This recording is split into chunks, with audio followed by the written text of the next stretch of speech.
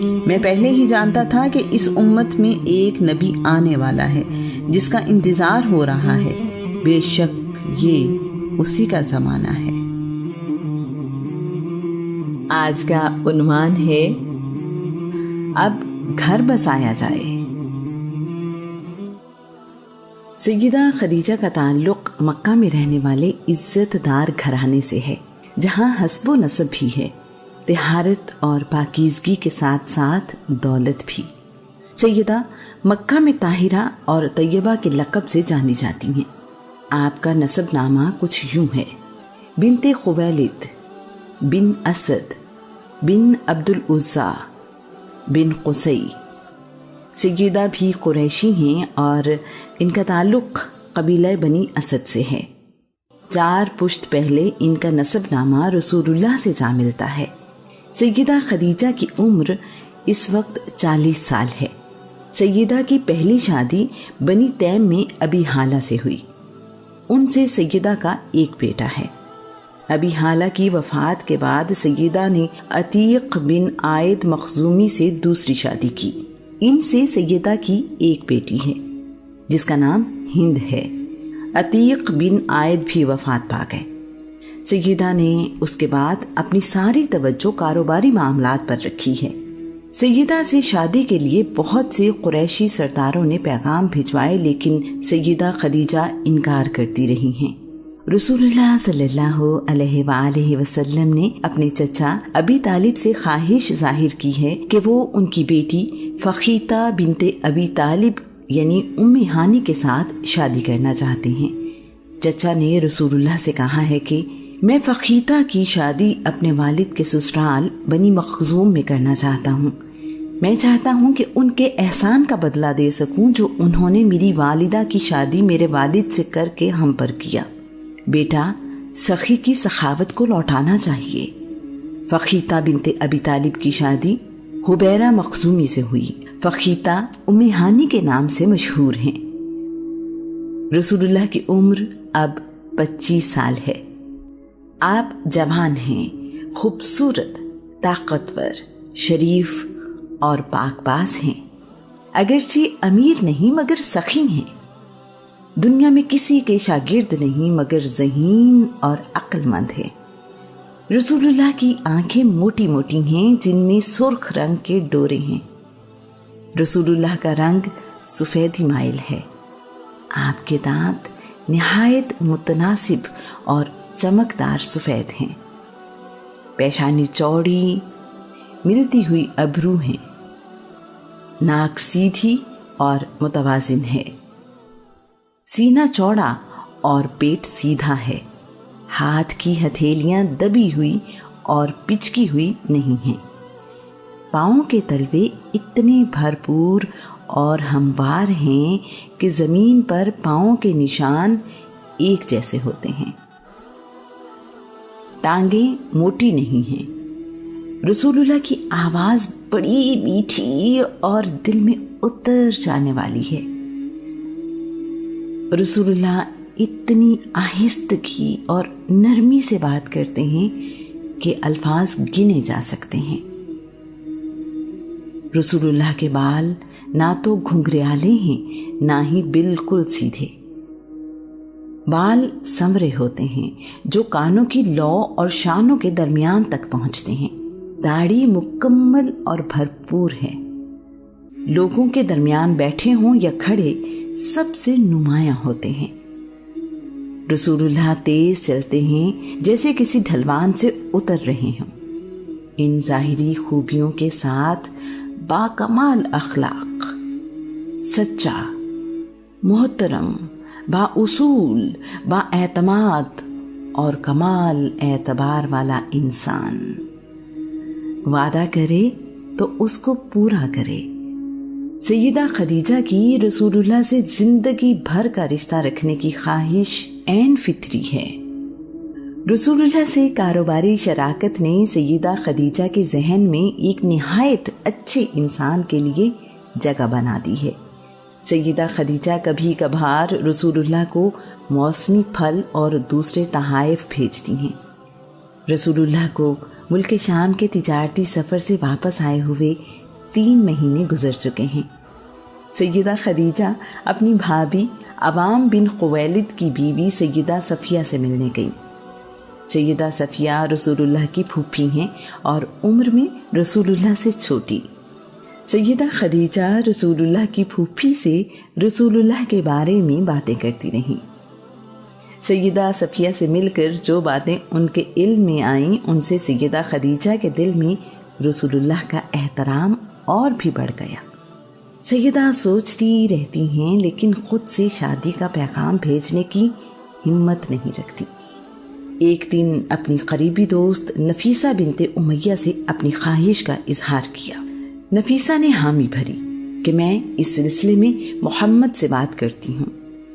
نفیسہ ایک دن رسول اللہ سے ملنے کے لیے آئیں۔ اس کے بعد کیا ہوا، نفیسہ سے سنتے ہیں۔ میں نے رسول اللہ سے کہا، آپ جوان ہیں، ایک اعلیٰ خاندان سے ہیں، معاشرے میں عزت اور اعلیٰ مقام ہے، آپ شادی کیوں نہیں کرتے؟ آپ کے لیے کسی اعلیٰ اور عزت دار خاندان میں شادی بہت آسان ہے۔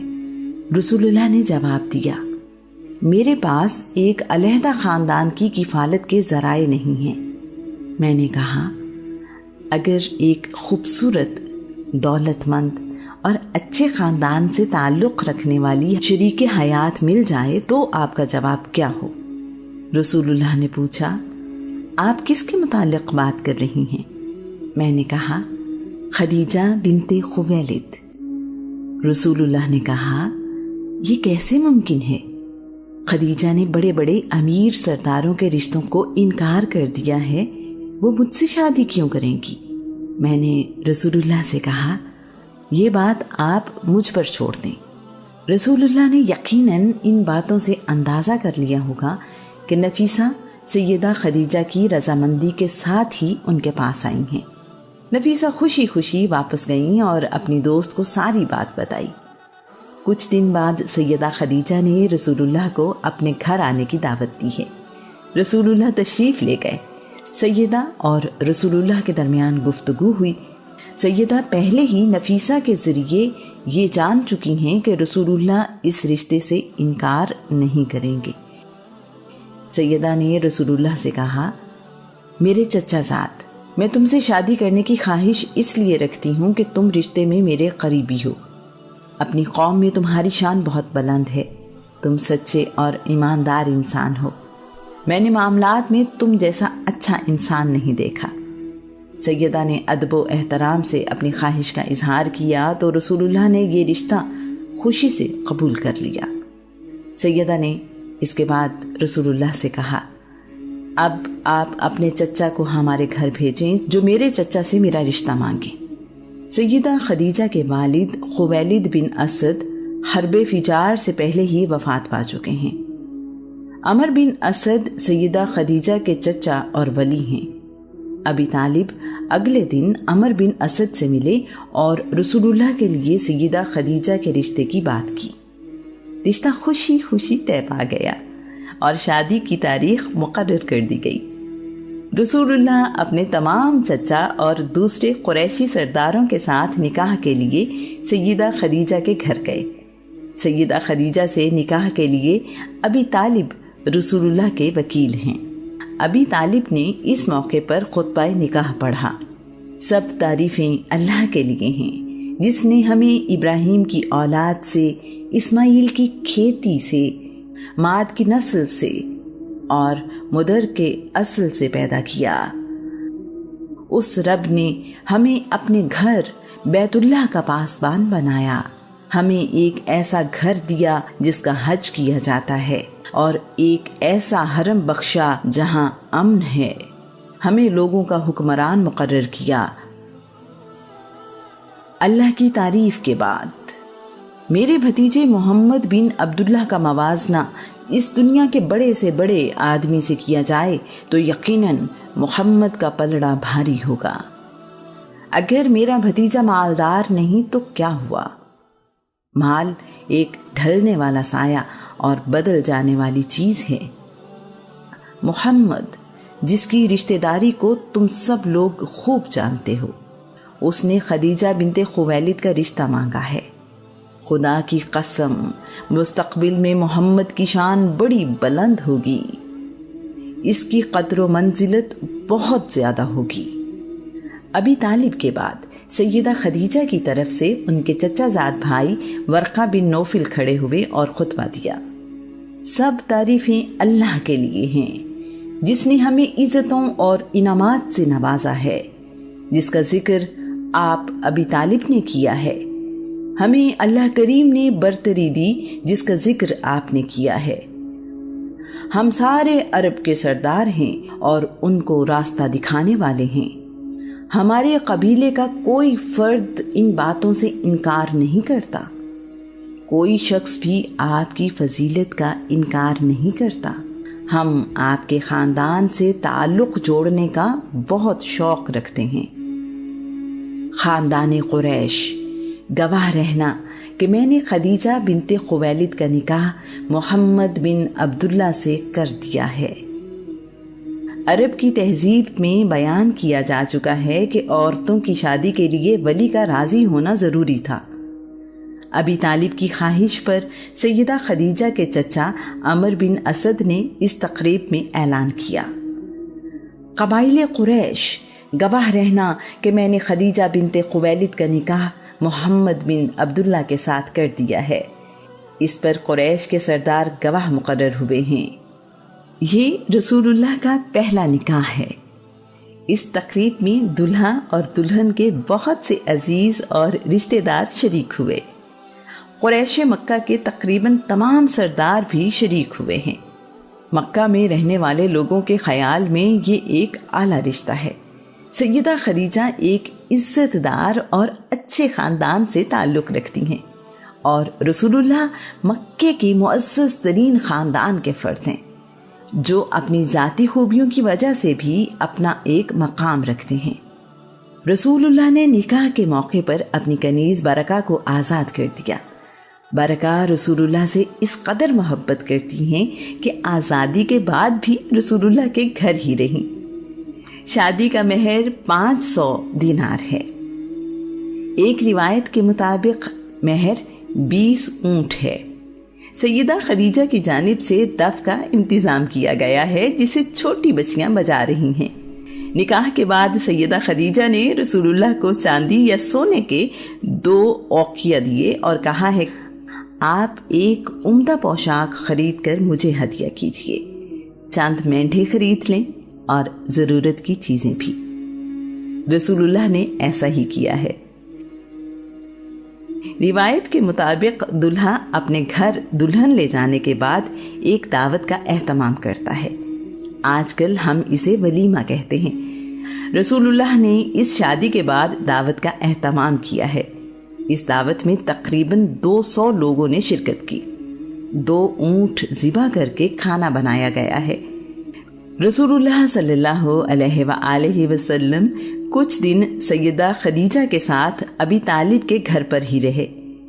اس کے بعد رسول اللہ نے سیدہ خدیجہ کے گھر میں رہائش اختیار کر لی ہے۔ کچھ عرصے بعد حلیمہ سعدیہ مکہ آئیں اور رسول اللہ سے ملی۔ سیدہ خدیجہ نے حلیمہ سعدیہ کی بڑی خدمت کی اور انہیں جاتے ہوئے اونٹ بھی دیے ہیں۔ حلیمہ سعدیہ اپنے رضائی بیٹے کو دیکھ کر بہت خوش ہوئی ہوں گی اور اس سلوک سے بھی جو ان کی بہو نے ان کے ساتھ کیا۔ اس شادی سے رسول اللہ کی زندگی میں خوشگوار تبدیلی آئی ہے۔ سیدہ خدیجہ تو پہلے ہی رسول اللہ کے حسن اخلاق اور عادات سے متاثر ہیں، اب انہوں نے زندگی رسول اللہ کی محبت میں وقف کر دی ہے۔ سیدہ نے اپنا مال، جان اور دل رسول اللہ پر قربان کر دیا ہے۔ یہاں یہ بات بھی قابل غور ہے کہ یہ اعلان نبوت سے 15 سال پہلے کے حالات و واقعات ہیں۔ رسول اللہ کی ذات اعلان نبوت سے پہلے بھی اتنا ہی اعلیٰ کردار اور کمالات اپنے اندر لیے ہوئے ہے۔ سیدہ خدیجہ کے پہلے شوہر ابی حالہ سے ایک بیٹا ہے جس کا نام ہند بن ابی حالہ ہے۔ وہ سیدہ سے ملنے آتا ہے۔ رسول اللہ ہند سے بڑی محبت اور شفقت سے پیش آتے ہیں۔ ہند کا بیان ہے، रसूलुल्लाह लोगों की निगाहों में बहुत अजीम हैं, छोटे कद वाले से लंबे और लंबे कद वाले से कम। बाल ज़्यादा घुंघरियाले नहीं हैं। रसूलुल्लाह के बाल कानों के निचले सिरे तक हैं। रंग सफ़ेद, पेशानी कुशादा और अबरू बारीक हैं।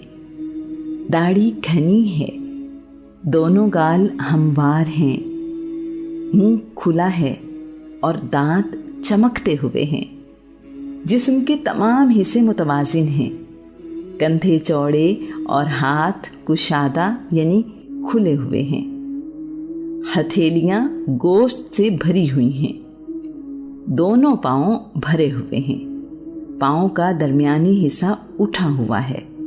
कदम उठाते हैं तो कुव्वत से उठाते हैं, कदम रखते तो जमा कर। जब चलते हैं तो यूं लगता ऊंचाई से उतर रहे हों। निगाहें झुकी होती हैं। जिससे मिलते हैं उसे पहले खुद सलाम करते हैं। रसूलुल्लाह का चेहरा 14वीं के चांद से ज़्यादा खूबसूरत है। ये बयान रसूलुल्लाह के हिंद के साथ हुस्न सुलूक को ज़ाहिर करता है। जब इंसान किसी से मोहब्बत करता है तो उसका इजहार उसकी गुफ्तगू और बयान करने के अंदाज में नज़र आता है। हिंद का बयान सब कुछ साफ साफ बता रहा है। दस्ते कुदरत ने ऐसा बनाया, हुस्ने तख्लीक को रश्क आया, उसका पाया किसी ने न पाया, वो खुदा की रिजा बन के आया। रसूलुल्लाह सल्लल्लाहु अलैहि वसल्लम की तख्लीक इस कायनात में सबसे आला है। उन्होंने जो मकाम पाया वो किसी और के नसीब में नहीं है। रसूलुल्लाह तो अल्लाह करीम की रिजा हैं, अल्लाह करीम की मर्जी हैं। हकीम ने सोचा कि ये गुलाम ज़रूर खरीदूंगा। आखिरकार गुलाम 400 दिरहम में खरीद लिया है। कीमत बता रही है गुलाम उम्दा है।